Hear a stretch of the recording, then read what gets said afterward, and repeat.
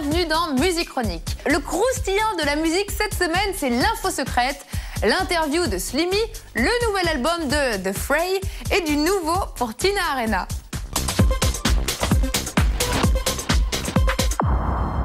Les sorties de la semaine démarrent avec le nouvel album de PJ Harvey.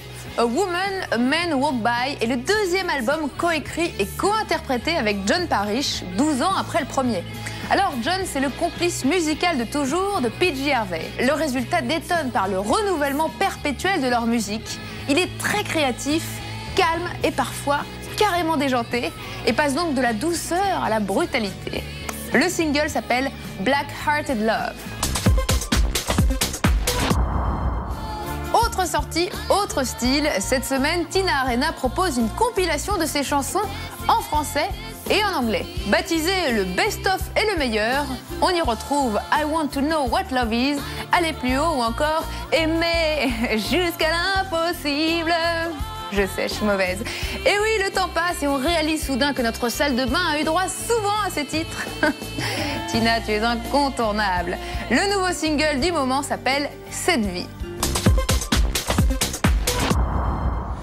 Pour conclure les sorties de la semaine, voici le nouvel album du groupe américain The Fray.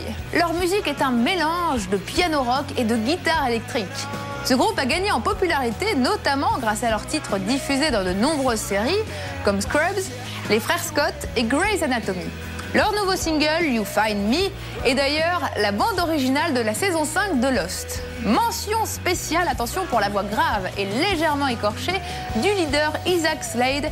C'est du bon boulot, ça.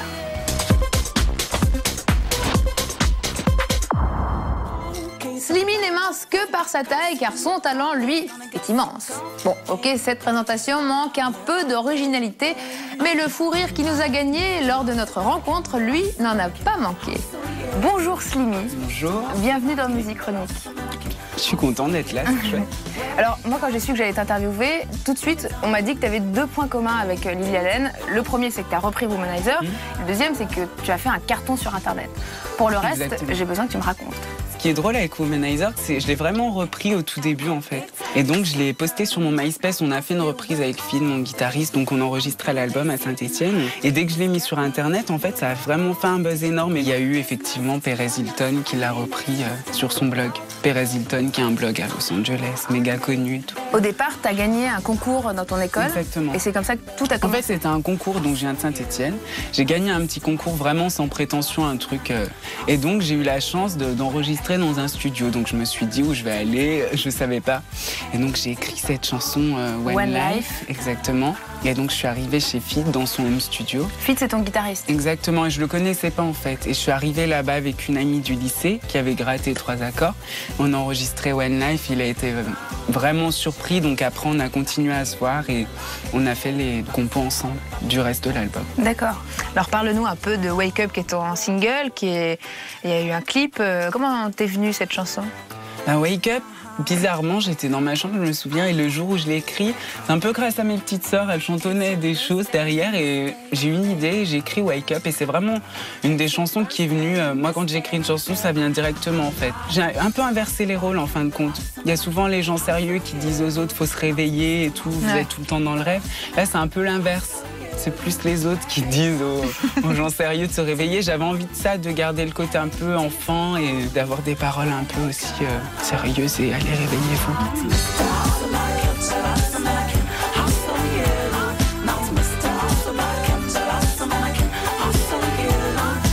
Wake Up, c'est une chanson ultra entraînante, très entêtante, on l'oublie pas. Il y a déjà des gens qui te comparent à Mika, alors qu'est-ce que tu leur réponds à ces gens-là? Moi, c'est une belle comparaison, Mika. C'est vraiment cette pop que j'aime beaucoup. Ce que j'aime pas, c'est la guerre après qu'on peut faire entre deux artistes. Je veux dire, on est différents, on a une vie différente, des choses à dire différentes. Si on est des êtres humains à part entière, en fin de compte, et donc ça, faut pas l'oublier aussi, même si j'ai des boucles.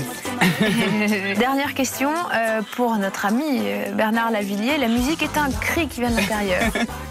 Pour toi, en un mot, c'est quoi la musique? C'est tout d'abord quelque chose de... C'est une passion. Et ça s'explique pas, la musique, c'est vraiment quelque chose qui vient et qui naît, on sait pas. On le prend et on essaye de faire des belles choses avec. Voilà. Eh bien ça marche, enfin moi ça me plaît beaucoup, c'est des belles choses pour mes oreilles. Merci Slimmy, c'est fini et on peut continuer à rigoler. L'album de Slimmy s'appelle Paint Your Face et ça fait comme ça.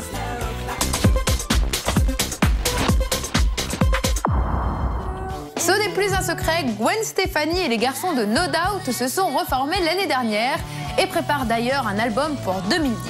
Ce qui est par contre un vrai secret, accrochez-vous, c'est qu'ils vont se lancer dans une gigantesque tournée américaine avec une surprise plutôt sympa. Tous ceux qui comptent acheter des billets de concert au tarif le plus élevé auront la possibilité de télécharger gratuitement toutes leurs chansons en ligne. Le mot show business prend tout son sens et ça ne fait aucun doute. Aucun doute.